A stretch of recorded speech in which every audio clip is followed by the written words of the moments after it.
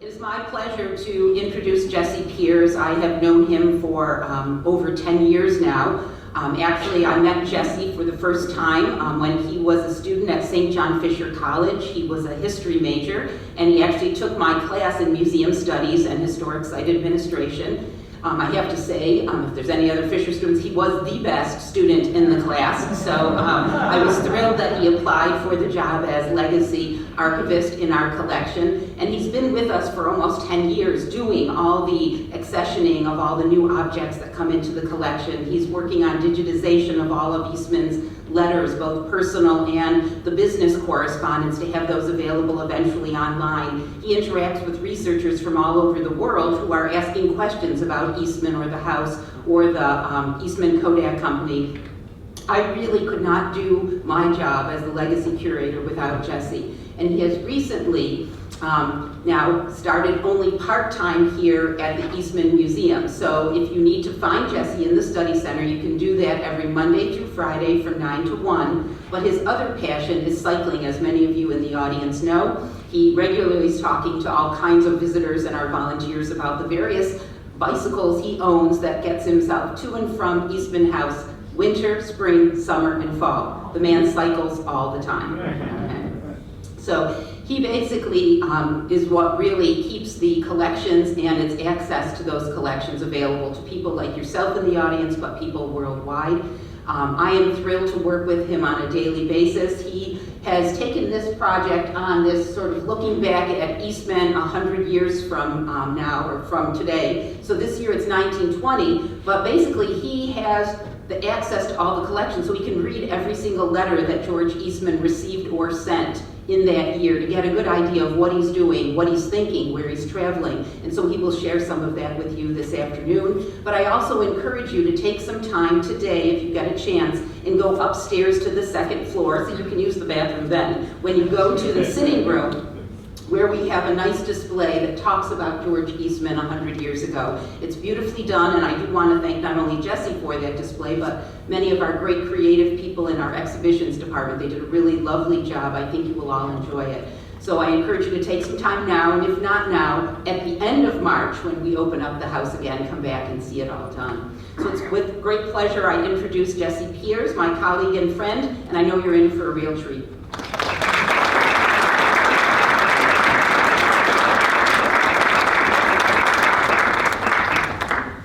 Thanks everybody for coming. I used to preface every talk that I did by saying that I became an archivist so I wouldn't have to speak in public, but the reality is the more that I know about Eastman, which just, I get to know him more and more each passing year, the more energized I get about educating people about George Eastman. And to end our morning, I'll show you a slide about a fun new way that we are educating people about George Eastman. So this presentation is really, really full. There's probably some slides that I should have taken out, but because it's being video recorded and it'll go on YouTube, I figured I would keep those slides in there. And if a particular slide I went through too fast, you can always look at it later for more information. So how we typically do these is I'm just gonna go through and get my slides done, and then we'll have 15 minutes or so for Q&A.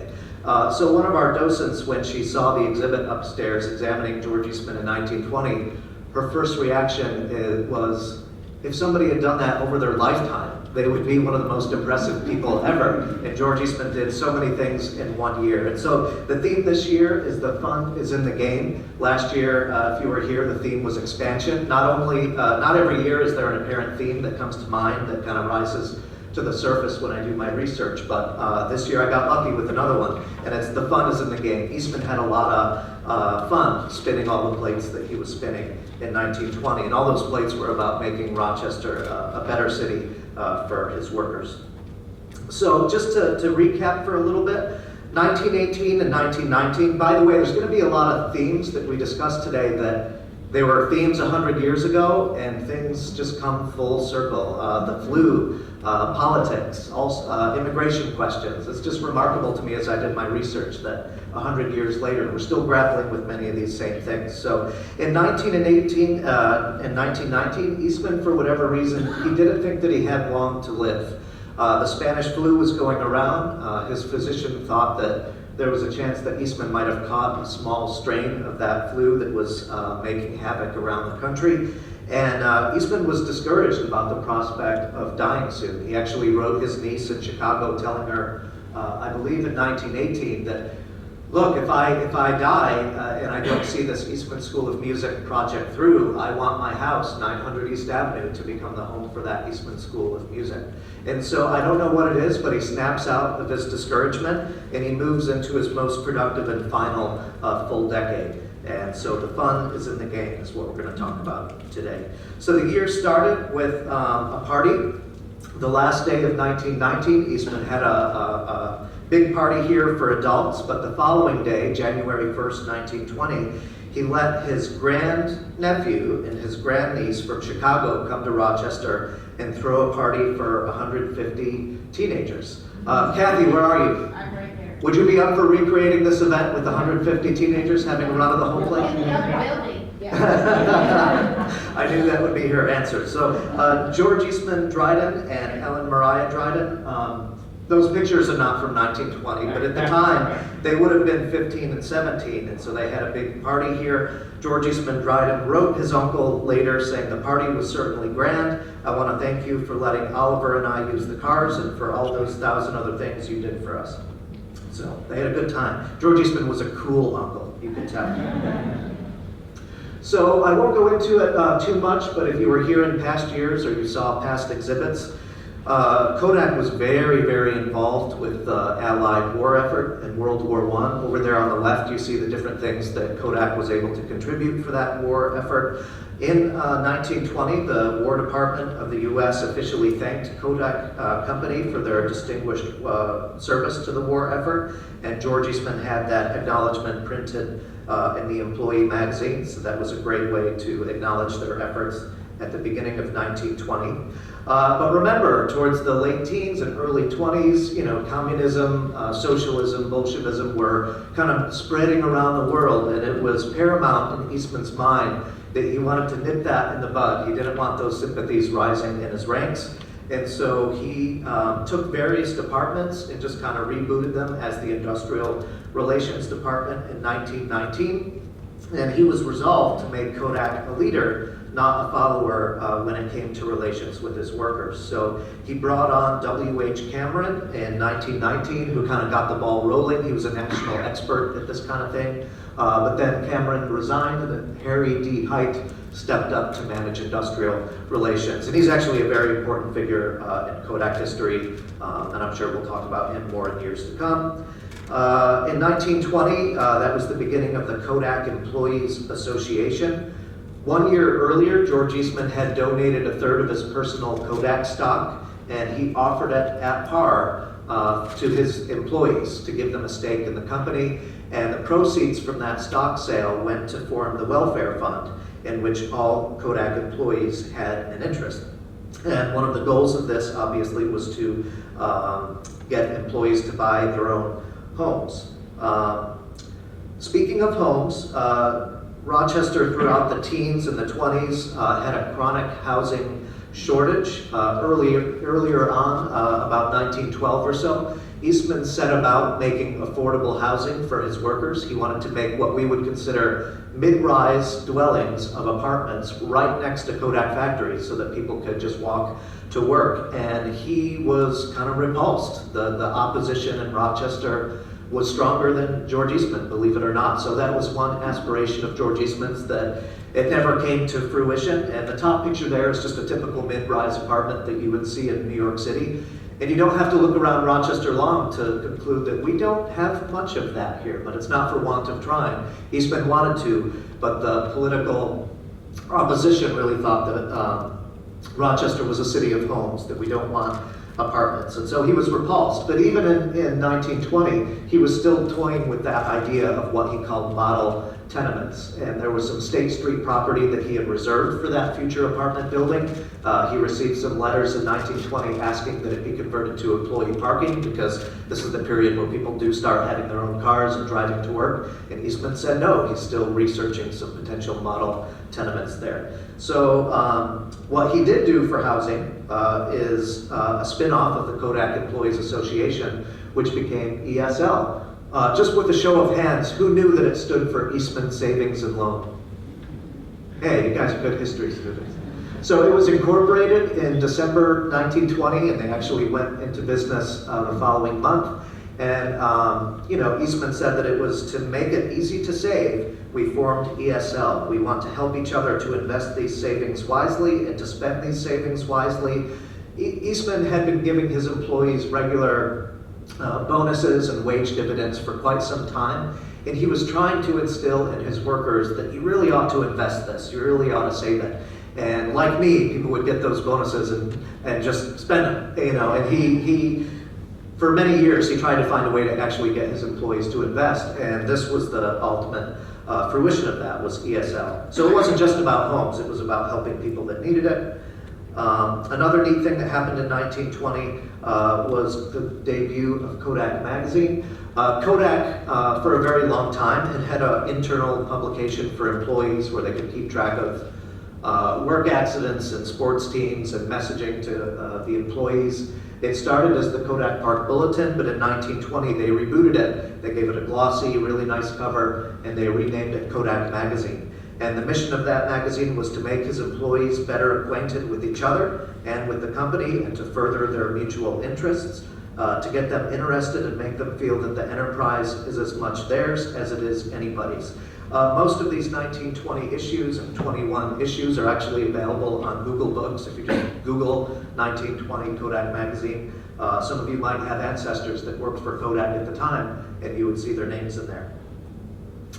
So with all that he was doing to improve labor conditions, overwhelmingly, I mean, we have so much correspondence up in our area about employees writing George Eastman thanking him for all that he's doing at Kodak. But he did get one letter from an anonymous employee in 1920 that just called himself a faithful servant. And I wanted to just bring attention to it real quick. This anonymous employee thought that there was too much fluff with new, unneeded, high salary positions.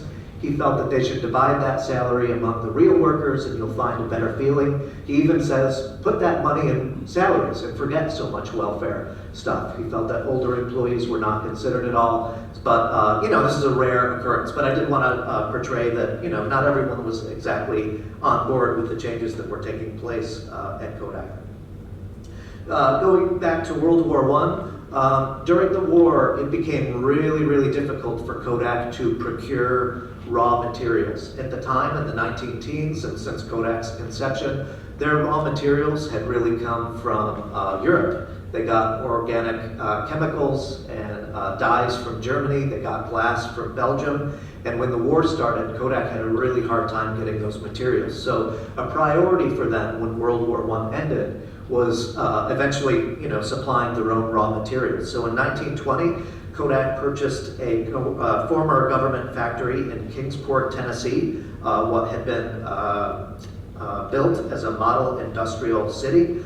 Eastman was quick to point out that it was a lovely place that actually had the same latitude as Oak Lodge, his rustic hunting retreat down in North Carolina. And the intent with Tennessee Eastman Corporation was to build a big gelatin factory, a sawmill. They wanted to make photochemicals from the surrounding forest.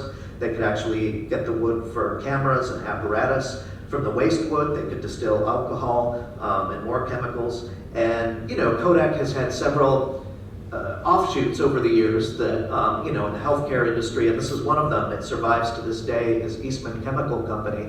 They're still in operation down in Kingsport, Tennessee. And from what I gather, they're actually going pretty strong. They're a viable company to this day.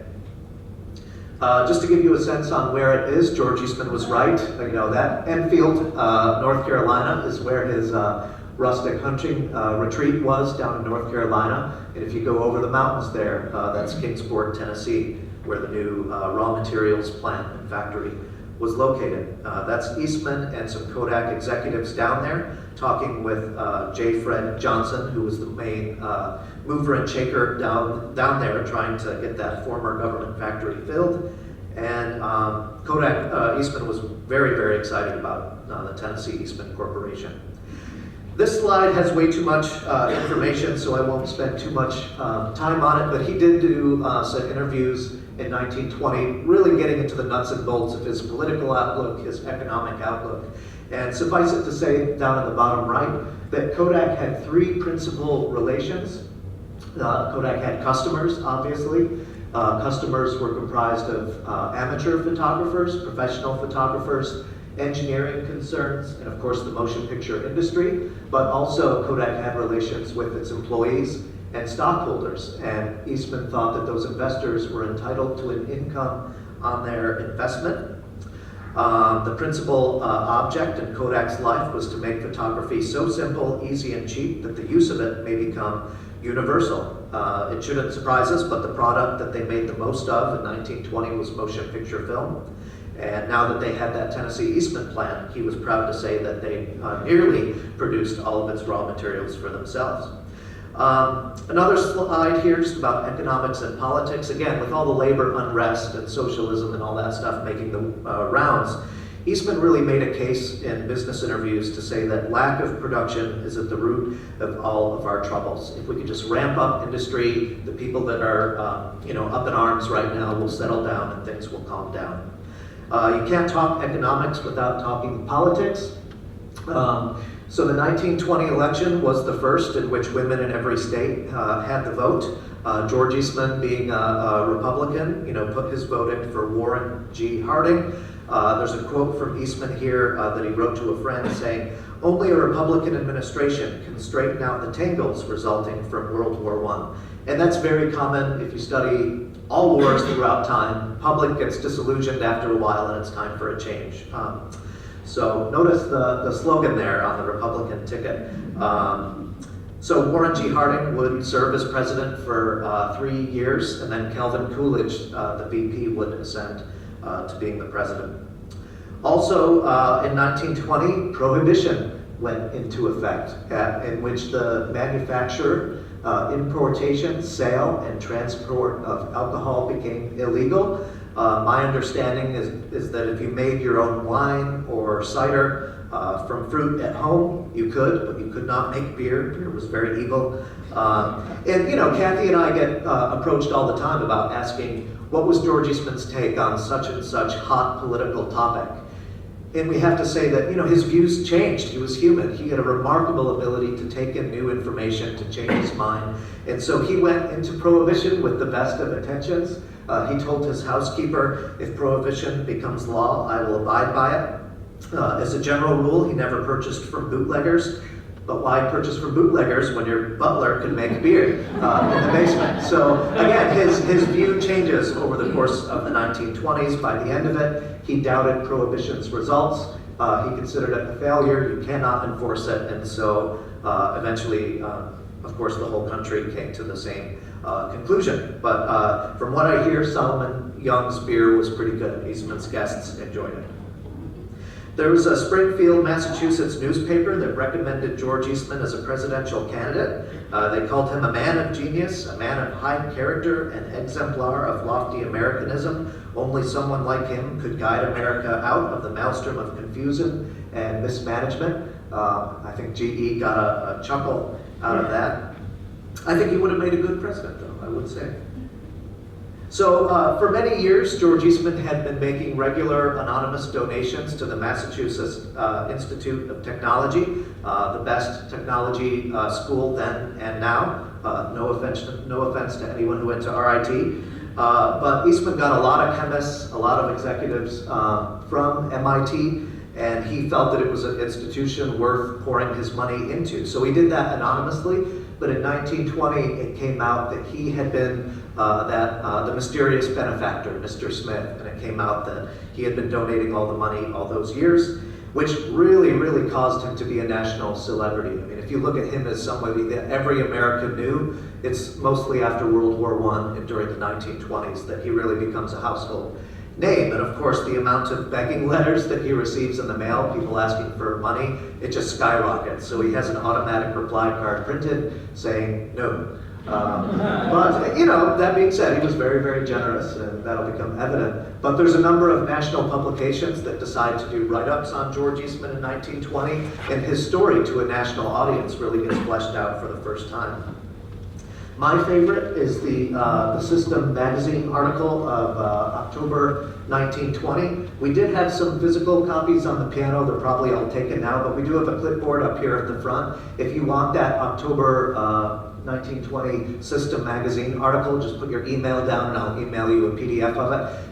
It is the best article written on George Eastman during his lifetime. It's absolutely superb. George Eastman lays out his story, his business philosophy. It's just, I really, really recommend reading it. It's a good read. As you read it, it's written in the first person. I did this, I did that, then this happened to me. But it was the author's, jumbling things around. He obviously interviewed Eastman, this journalist did, and he wrote the article as if it was in first person. Nowadays, we would kind of frown on that kind of journalism, but at the time, it was pretty common. So even though when you read that article, it seems like George Eastman is talking himself, it's really the author telling George Eastman's story. At the end of that article, Eastman lays out his definitive 6 business principles. So the first there, we've already talked a little bit about the firm holding to an ideal. So that's the idea that photography should be as simple as possible. He wants photography to be as simple as, using a pencil. Number 2, the guarantee at any cost of whatever is sold. Early on, Kodak accidentally sold some faulty product. They didn't know it was faulty product when they sold it, but when Eastman found out, he quickly recalled it to repair the company's reputation. He took the economic hit and protected his brand by supplying new stuff. So the guarantee at any cost of whatever is sold. Number 3, the keeping out of avoidable debt for capital purposes. When it came to Kodak expansion and making new factories and everything, Eastman was really, really adamant that they do that out of profits, that they shouldn't have to finance things. He hated debt. Number 4, the oddest phrase, the control of the alternative. Today we would say, don't put all of your eggs in one basket. If you're manufacturing something, come up with more than one way to do it. That way, if you have a failure, it doesn't have to mean a total failure. Number 5, the making of the highest grade of product before attempting a lower quality. Perfect example there is the Kodak camera. They came out with the Kodak in 1888, and then 12 years later, they came out with the cheapo version that anybody could get in the Brownie camera. So that was the case with cameras. It was the case with photographic paper. They would really dominate the market in quality and only then make a cheaper product that was more accessible. And finally, number 6, the avoidance of over-organization. Don't get me wrong, Eastman was the most organized man you have ever seen. I think a lot of us know that. But he was all about efficiency. He would have efficiency experts come into Kodak and streamline things so that things were as efficient as possible, but he was absolutely organized. This is from the World Outlook magazine from 1920. I enjoy how they make these 3 drawings of Eastman at various ages and various levels in his career. Although they do make him look like a Cabbage Patch Kid there in the upper right corner. But that's him when he dropped out of school and got a job at an insurance agency, just kind of sweeping the floors and currying messages around. I like that young picture of George Eastman up there. So Eastman, of course, let's see, so 1920, he would have been 66, turning 66. So he writes his good friend Edward Bausch in 1920 of Bausch and Lomb, and he says, "At last we are both of us getting to an age where we can look with complacency and satisfaction on letting the young men do the work. I am trying to fix it so that I will have to come down to business only about every second rainy Thursday, but so many new things are continually coming up." So, official retirement was about 5 years off by this time, but you can already tell that he's thinking about it, that he's veering in that direction. And George Eastman, when he picked department heads, he picked really, really good people. And when he picked those guys, he let them do it. He entrusted them completely with their divisions. So he's obviously occupied way more on his philanthropy in 1920 than he is on day-to-day Kodak operations. Eastman begins realizing his age with a succession of colds. His personal physician and very good friend, Edward Mulligan, kind of thought that Eastman might have caught a small strain of the Spanish influenza that had been making its way around, and Eastman gets this consistent cold that just does not go away. It bothers him for a couple years, starting in the summer of 1919. He gets an operation in 1920 on his throat, and he has his throat treated with x-rays. I don't know what that means, I'm not a scientist, but the doctor that performed those operations later abandoned that x-ray treatment, so maybe it wasn't that good after all. But it's just this chronic thing that really bothers George Eastman for quite a while. In this year, he buys an electric light bath cabinet. I'm not sure what model he ordered, whether it's the reclining version or the sitting up version, but he had this installed in his bathroom on the second floor. And an electric light bath cabinet, it's kind of like part tanning bed, part sauna. Kathy, you have a story about how somebody used to go up into one of these, like a little girl or something, right? I can tell it at the end. Yeah, she'll tell it at the end. But yeah, we know from personal stories that this thing did exist upstairs. So in early 1920, George Eastman, completely out of the blue, was invited to go to Japan.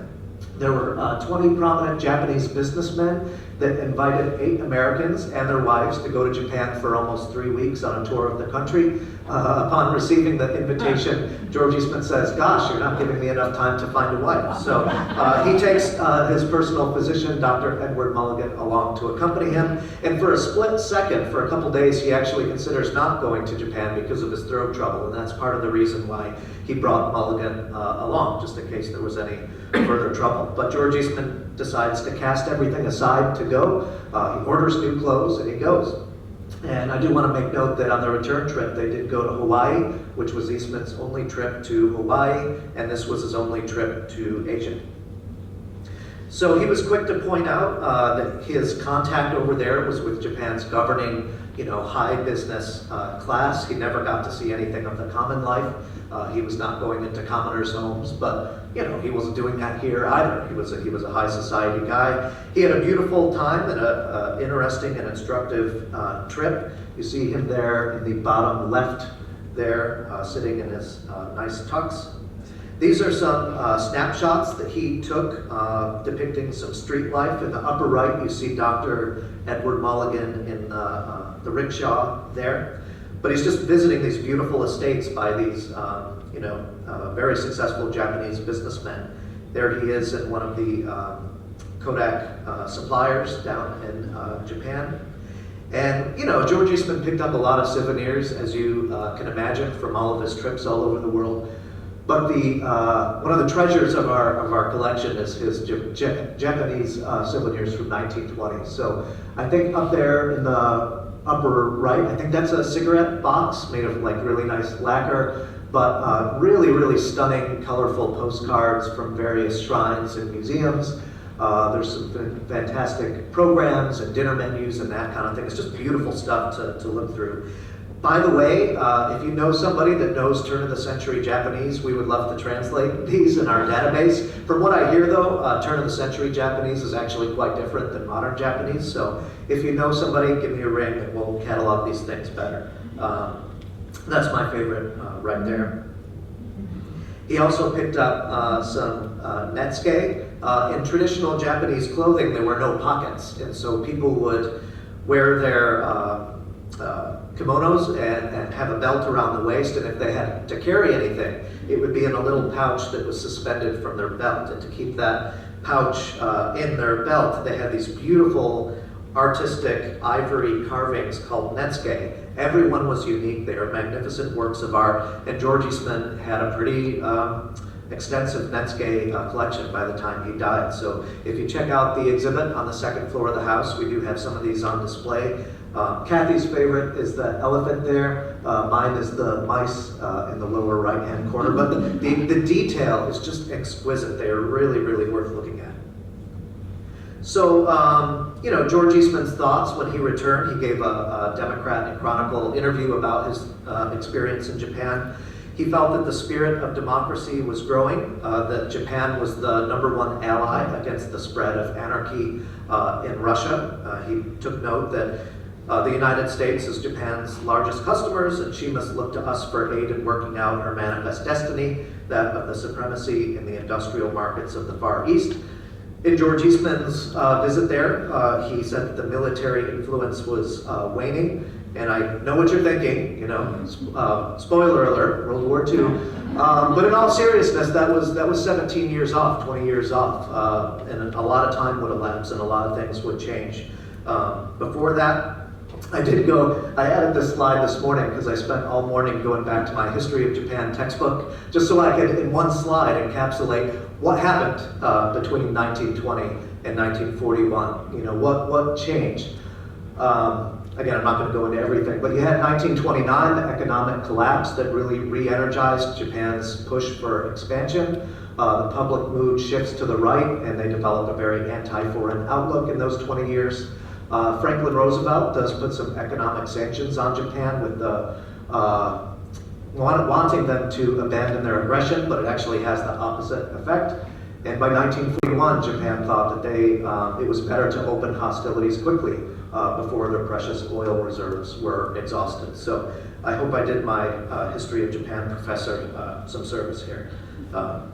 So Dr. Mulligan, George Eastman's friend, actually developed into a really, really good speaker about Japan. George Eastman was not really satisfied with his Democratic Chronicle interview about his trip, but Edward Mulligan developed a talk and kind of made the rounds in the local community talking about their trip. Mulligan was part of the Pundit Club, a guys club where they would get around and smoke cigars and talk about lecture kind of talks, and Mulligan was quite a good talker. Japan. So again, one of these things that it just comes up every now and then. Immigration was very much a news topic of the day. There was a Californians Asiatic Exclusion League. George A. Eastman, which was George Eastman's cousin out in Los Angeles, was a part of, or my impression is that he was part of that Asiatic Exclusion League. And in fact, the first time that our director, Bruce Barnes, went out to LA, people were asking him, didn't George Eastman own real estate in Los Angeles? And so Bruce called Kathy and I. We did some quick research and found that it was actually George Eastman's cousin, George A. Eastman, that owned real estate and various hotels and all that. So George Eastman was not on the same page as his cousin out in California on the stance of immigration. George Eastman thought that the situation was delicate, that it required tact. He said that Japan wants to be friends with us, let's not insult them, they're a sensitive people. He felt that Japan was no longer an underdog and people didn't like that, but he wanted Americans to think better of Japan, and he thought it was hogwash that anybody from Japan would have ulterior motives for coming across the Pacific to the US. So switching gears to the Eastman School of Music and Eastman Theatre, which had been in progress for a few years. If you remember last year's talk, there was deadlock over rival entrance scenarios for the Eastman Theatre entrance at Gibbs and East Main Street. And at the end of 1919, McKim, Mead, and White actually walked off the project. They were so frustrated with Eastman, so frustrated with the entrance location squabble that they completely packed out. But Eastman had a good friend, Frank Babbitt, down in New York that soothed things over, allowing McKim, Mead, and White, the best architectural firm in the country, to come back to the project, and a compromise was reached. So in 1920, the site was excavated, the plans were finalized, and foundation work started. Eastman was really hoping that the buildings would be finished by August of 21. That did not happen. They had a hard time procuring steel, and there was a lot of labor unrest that really delayed it by a year, really. I did find a letter where Eastman jokes that he would like to be sculpted heroic size for a roof figure with a camera in one hand and a horn in the other. Now that picture, of course, is the Mercury statue downtown. But hey, the centennial is coming up for Eastman Theatre. I say we start a campaign to get him sculpted on the roof with a camera in one hand. Let's do it. So going back to the labor difficulties, work stopped on the Eastman Theatre, on the Chamber of Commerce addition, and in various Kodak Park expansion projects because of this construction strikes and labor unrest that was going on. Eastman, at the time, he was redecorating, or he was trying to redecorate his enlarged conservatory, and he actually put that project on hold because of all the labor unrest. And as a matter of principle, he was a very principled guy. He actually bought less luxuries that year because of all the labor unrest that was going on. So there you see in November of 1920, this would be Gibbs Street, and that's the construction of the Eastman School of Music. And the other thing that I'm really excited to dive into for the first time with these talks is the beginnings of the University of Rochester Medical School and Strong Memorial Hospital. So Rockefeller's General Education Board, at the time they were contemplating 5 or 6 institutions around the country, very much like Johns Hopkins University, a medical school of the highest order. And Rochester was considered a favorable location. We already had the best dental dispensary in the world. Eastman had financed the Rochester Dental Dispensary on Main Street, which was doing very, very well. So it was just a natural place for such a university, medical school, and hospital to go. So George Eastman really latches onto this idea. He is with it with all of his heart. And he invites Henry A. Strong's daughters to contribute in memory of their father. Henry Strong was George Eastman's business partner, investor, mentor, figure who had died the previous year. And Eastman makes the case to Strong's 2 daughters that Strong made all of his vast wealth in Rochester, but there's nothing here bearing his name. And it takes an entire year of back and forth with Gertrude and Helen Strong to get them to they eventually give in. Eastman was very good at arm twisting. We know that from his community chest and war chest fundraising drives. That he was very good at twisting arms, and he did a great job. He got Helen and Gertrude on board, and that's the beginnings of Strong Memorial Hospital. Eastman was really excited to be connected to Rockefeller and a philanthropic enterprise. People ask Kathy and I a lot if we have any pictures of Rockefeller and Eastman together. There it is. That's all we've got. To my knowledge, there's no existing picture of them together. But an announcement party was thrown at the Genesee Valley Club in June 1920, and Eastman called the University of Rochester Medical School project an epoch-making project. He said this will make Rochester a better place in which to raise a family, and that this project is for all the people. So he was really, really excited about it. And again, the goal was to have one of the most distinguished medical teaching hospitals in the world, and I think we succeeded. Now remember, at the time, the Rochester Dental Dispensary pre-existed. It had been in operation for several years, and George Eastman signals his wish in 1920 that eventually he would kind of like the dental dispensary to come under the U of R umbrella. At the time, the dental dispensary was its own institution with its own board of trustees, and eventually a compromise and cooperation did exist, and the dental dispensary did come under the U of R umbrella. So of course, today it's the Eastman Institute of Oral Health on Elmwood.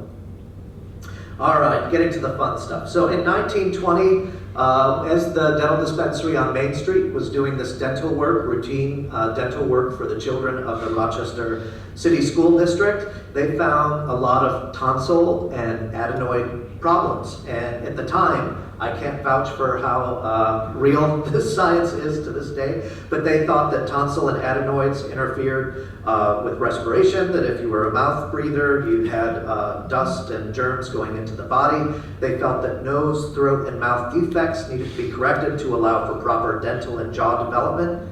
Stupid children. Who knew that stupid children were caused by tonsils? But seriously, the literature at the time, often children who seem stupid can be made healthy and normal by removing diseased tonsils and adenoids. Eastman had a really good friend, Nell Newhall, who he basically forced to get a tonsil operation, and he was hoping it would get rid of her foot rheumatism if she got rid of her tonsils. So again, I think a lot of this is hogwash, and my impression that I have is that it's really hard. Actually, let's gauge the room. How many of you had your tonsils taken out as kids? Decent amount, yeah. I know that my wife tried to get our son's tonsils taken out when he was little, and no doctor would do it. They just don't do it anymore unless the need is really, really, really dire. But a lot of people had their tonsils taken out because at the time they were thought to be pure evil. So what they did in the summer of 1920 is they fitted up the dental dispensary as an emergency clinic, and over a 7-week period in the summer, they did 1,500 operations. There was a nominal $5 fee, and this this tonsillectomy marathon was actually repeated on a much, much larger scale the following year in 1921. So I think it'll be a bigger component of the 1921 talk. There was only one case, or there were several cases of bad bleeding. One boy needed a transfusion. I've actually started to do my research on the 1921 tonsillectomy, and at the time, Harvey Burkhart, who was the director of the dental dispensary, he was in Europe when the second tonsillectomy marathon was going on. And when the second clinic closes, Eastman telegrams Harvey in Europe saying, "We did it, success, no fatalities." Oh, it's a successful clinic when no one dies. But one boy needed a transfusion. So again, all these things, the medical school, the music, the industrial relations, all that George Eastman was doing in 1920, I hope you get the impression he was having a ball with it. He really loved it. He hoped that Rochester's masses would appreciate the musical and medical benefits that were headed their way, but I cannot say that I care very much about it anyway. The fun is in the game more than listening to the mostly unintelligent holler about it. Not a very nice thing to say. You all thought you were going to be inspired by that fun is in the game quote, but yeah, a little hoity-toity. But nonetheless, I mean, he really had a great time shaping this community and making it a better place for his workers.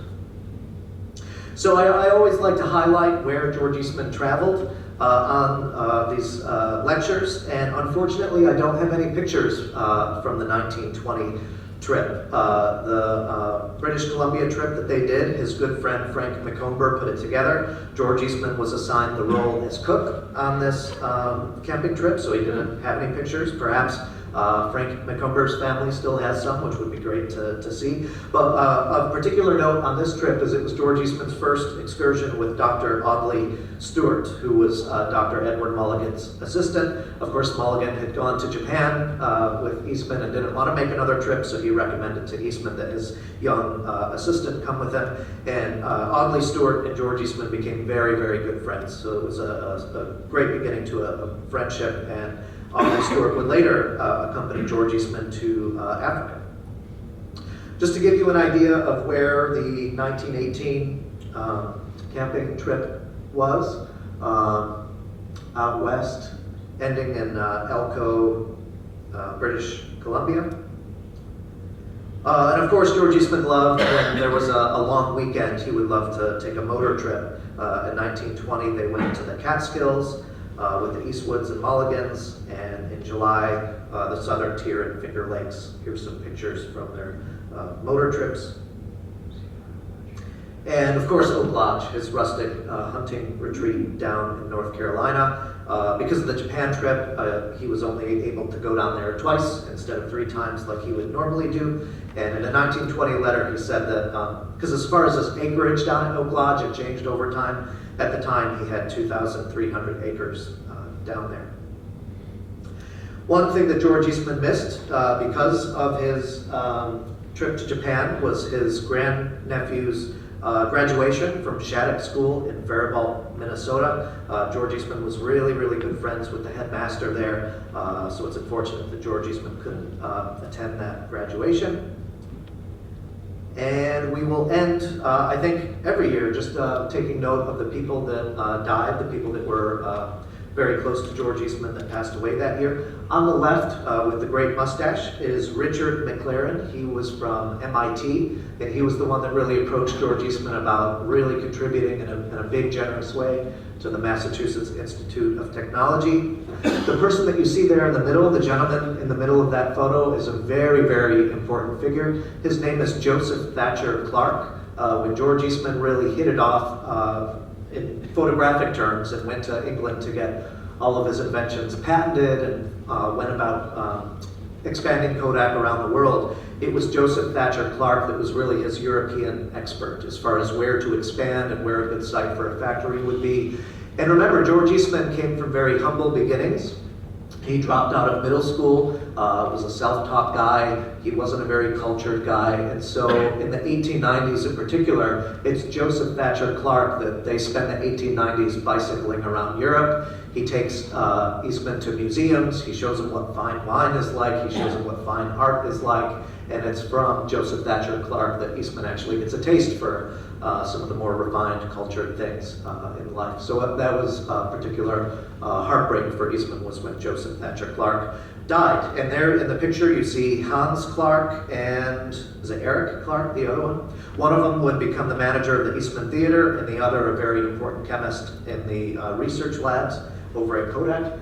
And then the final figure there that you see is Alexander Lindsay. So he was one of the founders of Sibley's. Everybody remembers Sibley's downtown, but he was also one of the managing directors of Kodak at the time. So those are the people that died in 1920. And we'll end just with a brief look at next year. There was a significant business depression that happened when World War I ended. If you remember to last year's talk, or maybe it was the year before, Kodak needed so many workers at Kodak Park, and they needed them like today. So they went out into the surrounding community and did a campaign to get particularly young women to come work for Kodak because they just needed more workers. Well, when the war ended, business got depressed, it slacked off, and you wouldn't think that this would be the case of Kodak in the roaring 20s, but they actually laid people off. They do wage reductions. They make people work 30-something hours a week instead of 40. So, the trajectory for Kodak was, of course, upwards, but they did have their bad economic spells.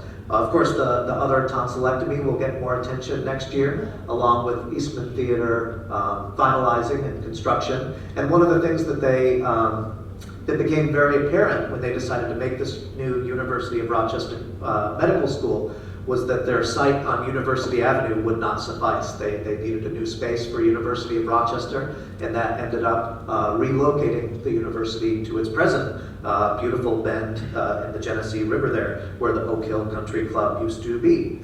It was in 1921 that Eastman finally settled the government lawsuit. The government had charged Kodak with a monopoly, and Kodak fought for almost a decade against that, but they finally got the definitive word that they had lost that lawsuit and they had to settle. So that happens in 1921. And also George Eastman starts to get really involved in local politics, so much to the point that at one point people accuse him of being a political boss here in Rochester.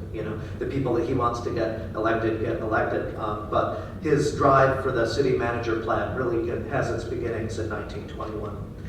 So finally, I just wanted to let you know about the George Eastman bike tours. A shameless plug. So the longer I'm here, the more I want to do with my knowledge of George Eastman, the more excited I get to teach people about George Eastman and what he did for our community. So the bike tours is one of those ways. It is a really cool way where my two vocations just kind of come together. So every second Saturday, May through September, we're going to have some guided bike tours. It's only 6.5 miles. You don't have to be a cycling enthusiast or a fitness guru to go on these things. It's a very casual pace. If you can ride a bike, you can come. And it's really, really fun. I can't wait for these days. So stay tuned.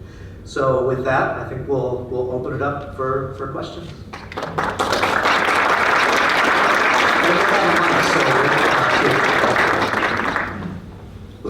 Jack, you'll start us off? Sure, thanks. One specific question and one more general one.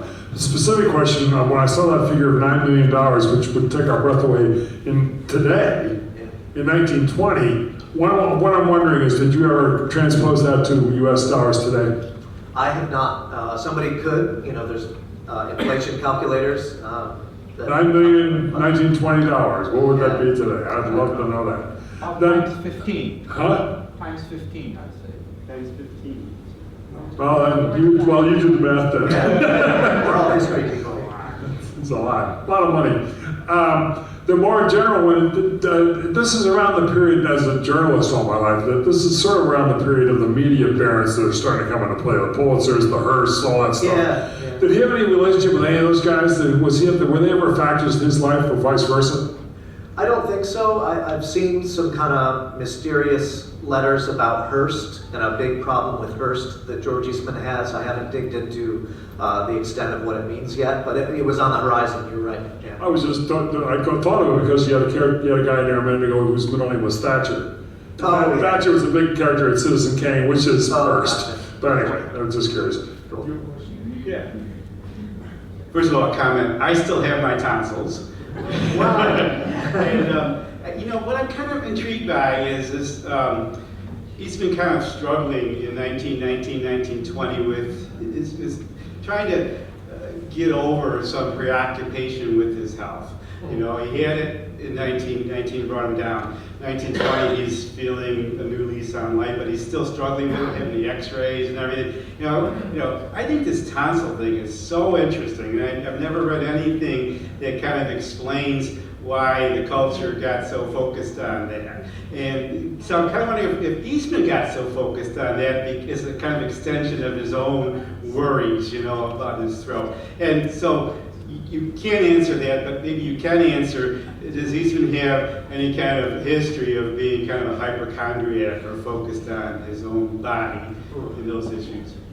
Not that I've ever seen. And it's funny because I hadn't made the connection between his throat trouble and tonsils. I kind of tied it more to the flu that was going around. But to my knowledge, he wasn't a germaphobe or anything, right, Kathy? She says the same thing. I mean, I don't think he was a hypochondriac. I don't know that we could say that about the germ thing. We don't see him on a daily basis. So, but hypochondriac, I don't think so. I understand the whole nation is absorbed with that. Oh, yeah. I forgot how many people Rochester lost, but it was really. I was just gonna say, Joe, we actually have about 3 books in the collection that talk about why getting your tonsils out was so important. Yeah, So but that was the culture was also focused on that. And I grew up in the 50s and people were still getting their tonsils out. I just somehow missed it. But the other thing I want to mention is we know in Rochester it was Sibley, Lindsay, and Kerr. So Lindsay was definitely part of that whole place. Yeah. You know? Yeah. I'm done. Questions over here? All right, I'm coming on over. 1 second, please. We are recording this, so. $9 million is $116 million, by the way. Oh, thank you. I don't know if anybody said it earlier and I just missed it, but the Google machine tells me that $9 million in 1920 would be about 116 million in 2020. Didn't know that. Is there any other questions over here? I have a granddaughter who just had her tonsils out, so there's still reasons to do that, but that's a whole other discussion. What is the story with Oak Lodge? Does it still exist? Did he sell it? What happened to that?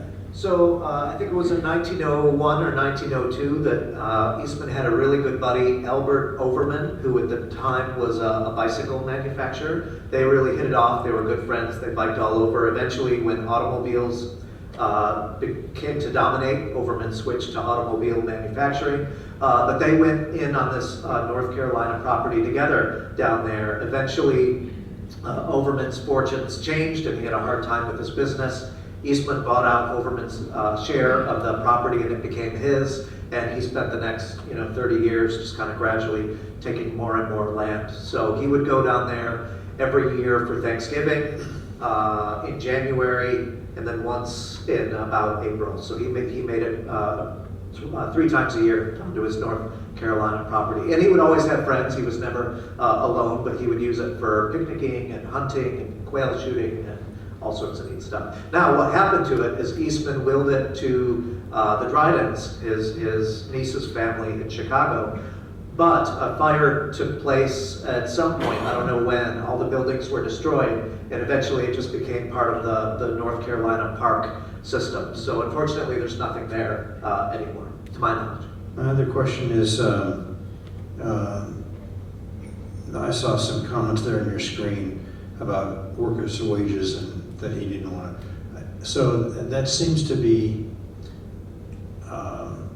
the opposite of his focus on community welfare, etc. So do you see anything in there about, well, we got to cut wages and blah, blah, blah, blah, but we'd like to have a nice dental clinic for you? It seems to be kind of a contradictory point of view. Yeah, I mean, he was a very measured person, and he was a realist. He knew which way the wind was blowing, and there were, I think I alluded to this last year, but there were some changes at Kodak to better employees' lots that you could tell he's doing it through gritted teeth, but he's doing it, and so he would much rather Rather than give people raises, he would much rather give them affordable housing. He would find other ways where they would benefit besides just giving them straight up more money. But granting sick time to every employee, that was something that Eastman was he thought that. He thought that giving people sick time based on their specific need was a better idea, but then word gets around that so-and-so had more sick time than he did. So again, he knew which way the direction the wind was blowing. So some of these changes that he made, he might not have agreed full-heartedly with them, but he knew that that was the way things were going. Thank you. Yeah. Question in here?